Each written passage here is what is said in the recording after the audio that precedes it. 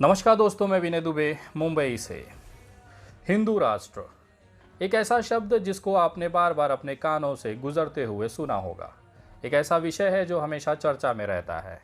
देश के एक ऐसे तबके को लगता है कि हिंदू राष्ट्र होना ज़रूरी है क्योंकि मुसलमानों की आबादी बढ़ रही है और कहीं ना कहीं ये देश इस्लामिक राष्ट्र की तरफ बढ़ रहा है। शायद यही कारण है कि इनको फटी पड़ी है, इतनी फटी पड़ी है कि समय समय पर ये छोटी छोटी सभाएं लेकर ये एहसास कराते हैं कि हिंदू राष्ट्र की आस आज भी जिंदा है। मुझे एक चीज़ समझ में नहीं आता, इतने बड़े बहुमत के साथ केंद्र की सरकार बनी है, लोकसभा में खुद प्रधानमंत्री जी बैठे हुए हैं, राज्यसभा में बहुमत है, देश के सारे संवैधानिक संस्थाओं पर भारतीय जनता पार्टी के अमित शाह और नरेंद्र मोदी जी का कब्जा है। उसके बावजूद अगर सनातनियों को, जैसा इनको सो कॉल्ड सनातनी ये कहते हैं, अपने आप को भगवा पहन के जोर जोर से चिल्लाना, एक महिला पत्रकार को घेर के अपनी मर्दानगी दिखाना, ये ऐसे टटपुजिए हैं जो अपने आप को हिंदू राष्ट्र का कट्टर समर्थक मानते हैं। मुझे शर्म आती है ऐसे लोगों पे कि इतनी बहुमत की सनातनी सरकार होने के बाद भी, पूरी बहुमत होने के सरकार के बाद भी, अगर आपको 20 लोगों को जुटाकर जंतर मंतर पर भौंकने की नौबत आए तो कहीं ना कहीं ये आपका फेलियर दिखाता है, ये आपका हारा हुआ चेहरा दिखाता है। आपने भारतीय जनता पार्टी को इसी आधार पर वोट किया था कि वो राम राज्य लाएंगे, हिंदू राष्ट्र बनाएंगे। भारतीय जनता पार्टी के नेताओं ने भी बड़े बड़े माइक पे स्पीकर का वॉल्यूम बढ़ाकर आप लोगों को ये बार बार कान फोड़ू आवाज़ में कहा कि हम हिंदू राष्ट्र बनाएंगे, लेकिन कब बनाएंगे ये कभी नहीं बताएंगे। बहुत सारे ऐसे नेता हैं जिनकी भाषण यूट्यूब चैनलों पर अवेलेबल हैं। आज भी ऐसे बहुत सारे कुत्ते हैं जो सड़कों पर उतर उतर कर भौंकते हैं कि हमें हिंदू राष्ट्र बनाना है, लेकिन वो खुद भूल जाते हैं इस समय देश में नरेंद्र मोदी जैसे सनातनी बहुमत की सरकार है। उसके बाद भी अगर आपको सड़कों पर उतर कर हिंदू राष्ट्र के लिए भीख मांगना पड़ रहा है तो ये कहीं ना कहीं आपकी नाकामी है। या तो सरकार आपको बेवकूफ़ बना रही है, या तो आप पैदाइशी चूतिए हैं। क्यों इस तरह के विश्वासों पर, इस तरह के नेताओं के बयानों पर विश्वास करके आप उन्हें बहुमत का झुंझुना पकड़ देते हैं, और यही बहुमत का झुंझुना लेने के बाद वो भूल जाते हैं कि उन्होंने एक ऐसा वादा किया है जो काल्पनिक है और जो कभी पूरा नहीं हो सकता। कल एक ऐसा ही वाकया भारत की राजधानी दिल्ली के जंतर मंतर पर हुआ, जहाँ पे दो बड़े बड़े चेहरे, इनके हिसाब से जो कट्टर सनातनी हैं या राइट विंगर हम कहते हैं, उनके दो बड़े चेहरे, जिसमें कि सुरेश चौहान के जो दूसरे हैं बागड़ बिल्ला बाबा बागेश्वर धाम वाले, ये वो हैं कि जो एक साइकोलॉजिकल कला को चमत्कार बताकर अपनी दुकान सजाए बैठे हैं। लाखों लाखों की भीड़ इनके साथ चलती है। सुदर्शन चैनल का ये दावा है कि उनके चैनल की व्यू मिलियंस में जाती है, लेकिन अगर आप यूट्यूब पे जाकर कल इनकी धर्म संसद जो 5 फरवरी 2023 को जंतर मंतर पर आयोजित किया, इन दो बड़े नाम चेहरों के साथ में, वहाँ पे केवल 20 लोग पहुँच पाए। हालात ये थी कि कुर्सियाँ खाली थी। अगर आपको यकीन नहीं आएगा तो ये वीडियो आप देख सकते हैं। ये नेशनल दस्तक नाम के एक यूट्यूब चैनल की है जिसके मिलियंस में सब्सक्राइबर हैं। बहुजनों की आवाज़ का एक प्रखर चैनल है ये, जिसके कर्ता धर्ता शंभू सिंह जी हैं, जो ज़मीनी हकीकत को रूबरू कराते हैं देश के साथ। एक बेहतरीन पत्रकार होने के नाते उनका एक अलग सम्मान मेरे हृदय में हमेशा से रहा है। उन्हीं के चैनल के एक रिपोर्टर ने जब इसकी ग्राउंड रिपोर्ट निकाली तो मैं हंस रहा था। इतने बड़े बड़े दिग्गज चेहरे जिनके सभाओं में लाखों लोगों की भीड़ आने का दावा किया जाता है, उन्हीं के धर्म संसद और हिंदू राष्ट्र बताने के लिए सनातनियों को आह्वान किया गया। हालात ये थे कि कुर्सियां खाली थी, जैसे इस वीडियो में आप देख रहे हैं। ये एक तरह से अपने मुंह पर गिरना हो गया। अपने ही आपकी बताई हुई चीज़ों को इनके ही समाज के लोग नहीं मान रहे हैं। इन शॉर्ट अगर मैं आपको समझाना चाहूँ तो बागेश्वर धाम या फिर सुरेश चौहान के इस आह्वान को, जिस तरह से धर्म संसद के नाम पर सनातियों को हिंदू जगाने की बातें की जा रही थी, वहाँ पर खुद सनातनियों ने ही मुँह फेर लिया।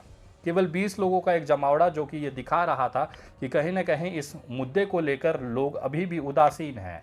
लोगों को रोज़गार से दिक्कत है, लोगों को महंगाई से दिक्कत है, लोगों को रोज़गार और सरकार की जो इशू है, नीतियां हैं, उससे लेकर दिक्कत है। शायद यही कारण था कि इतने बड़े जो मामले हैं, मेरे हिसाब से ये बहुत बड़ा मुद्दा है और हर एक हिंदू भाई और सनातनी के जीवन से जुड़ा हुआ है। उसको देखते हुए तमाम लोगों ने इनकी तरफ से पीठ फेर लिया।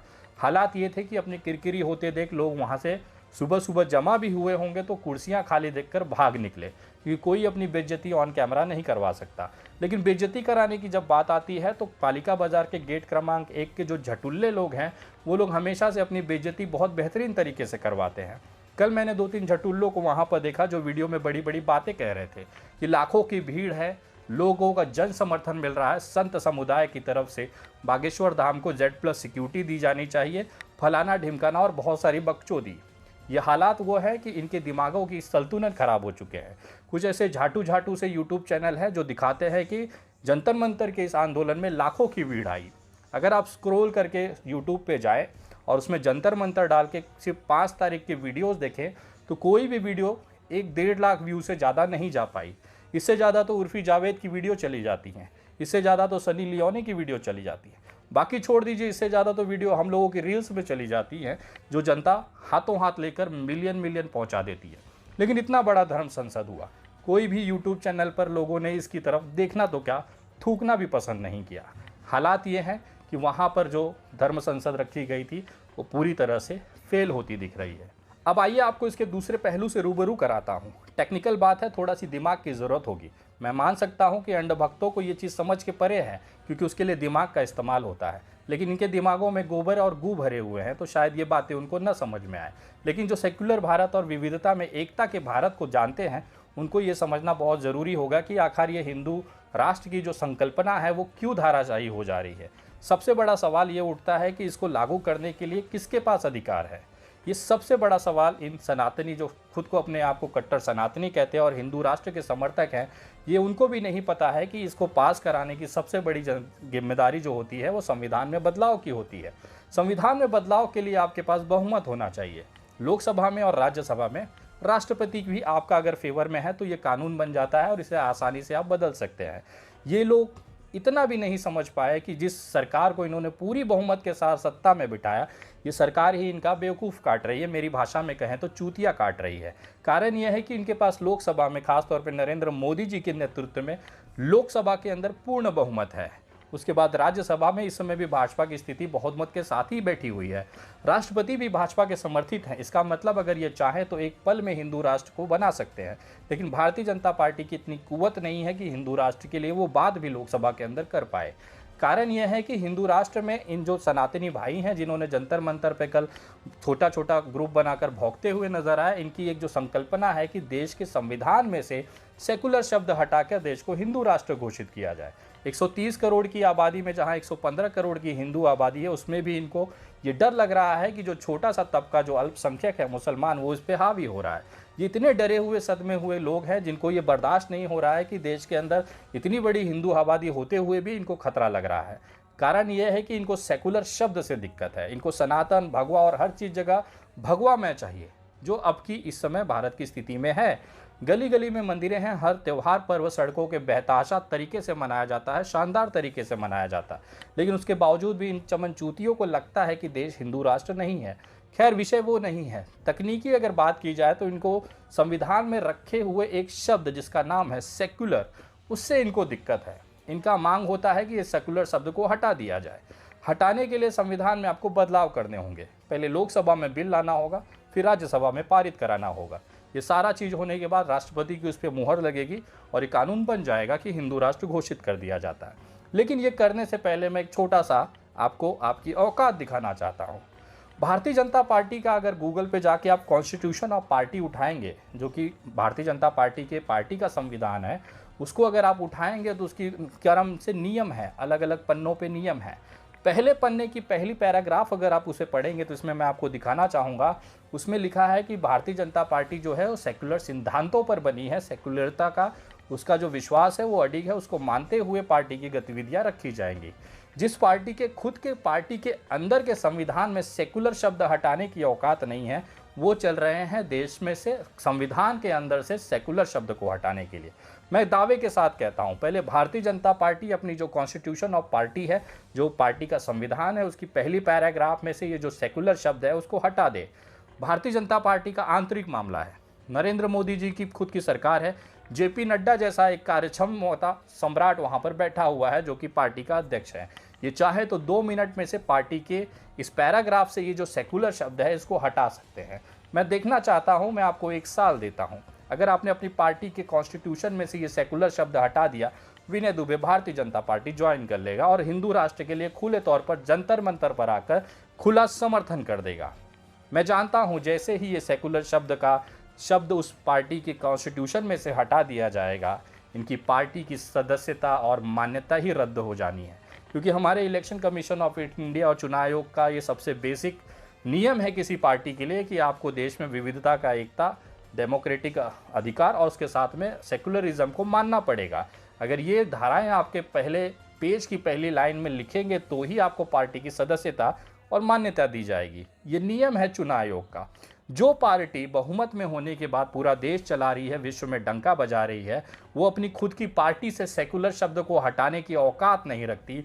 ऐसी पार्टी का बहुमत देने के बाद उसके समर्थक ये सोचते हैं कि वो पार्टी संविधान में से ये सेकुलर शब्द को हटवा लेगी। इससे बड़ा मजाक और चूतियापा इस देश में देखने को नहीं मिलेगा। जंतर मंतर पे जो लोग वहाँ पर भौंक रहे थे, मैं उनसे पूछना चाहता हूँ, देश के संविधान में से सेकुलर शब्द को हटाने से पहले आप भारतीय जनता पार्टी के जो कॉन्स्टिट्यूशन है, उनका जो बायलॉज है, उसके पहले पैराग्राफ से आप पहले सेकुलर शब्द हटा लीजिए, उसके बाद आइएगा देश के संविधान में से सेकुलर शब्द हटाने के लिए। मैं दावे के साथ बोलता हूँ, बाबा बागेश्वर हो चाहे सुरेश चौहान के, अगर ये एक बाप की औलाद होंगे तो भारतीय जनता पार्टी, संविधान तो चलो इनकी औकात से बहुत दूर है, गांड से अखरोट तोड़ने जैसा इनके लिए बात है। मैं बहुत छोटा सा टारगेट देता हूँ कि बाबा बागेश्वर धाम और सुरेश चौहान के और इनके तमाम देश भर के जितने सदस्य हैं, चाहे वो तेलंगाना का काला कुत्ता, काला लेंडी तीर राजा हो, चाहे कोई भी हो, ये तमाम मिलके अगर भारतीय जनता पार्टी के जो कॉन्स्टिट्यूशन है, इनकी पार्टी का जो संविधान है, उसके अंदर से अगर ये सेकुलर शब्द हटवा लिए तो मैं मान जाऊँगा। अगर तुम्हारे बाप ने, एक बाप ने अगर तुमको पैदा किया है, तो पार्टी के इस कॉन्स्टिट्यूशन में से आप सेकुलर शब्द हटवा लीजिए। उसी दिन विनय दुबे भारतीय जनता पार्टी का पट्टा पहन लेगा और कभी भी आपके खिलाफ मुंह से एक शब्द नहीं निकालेगा। और अगर आप ये सेकुलर शब्द नहीं हटा पाए तो ये समझेगा कि पूरे जिले, पूरे मोहल्ले, पूरे राज्य ने मिलकर शहनाई बजाई थी, तब जाके ये महानुभाव इस धरती पर हगते समय प्रकट हुए होंगे। ये गारंटी, ये चैलेंज मैं आपको देता हूं कि अगर ये एक बाप की औलाद होंगे तो पहले ये चेंज करवा के दिखाएं। जिस भारतीय जनता पार्टी के टट्टे सहलाने में ये पीछे नहीं हटते, इस भारतीय जनता पार्टी के संविधान में से सेकुलर शब्द हटा के दिखाएं। इनका अगर झंडा आप देखेंगे तो नीचे जो हरा कलर है, जिससे इनको बहुत मिर्ची लगती है, इनके झंडे में है तो बहुत खूबसूरत लगेगा, लेकिन देश में ये हरा रंग पसंद करना नहीं चाहते। हरा रंग मतलब इनके हिसाब से मुसलमानों का रिप्रेजेंटेशन होता है, भगवा रंग मतलब हिंदुओं का, सनातनियों का, और हरा रंग मतलब मुसलमानों का। इनके झंडे के अंदर एक हरा रंग बैठा हुआ है। कोई भी झंडा भारतीय जनता पार्टी का उठा लीजिए, उसमें हरे रंग का समावेश है।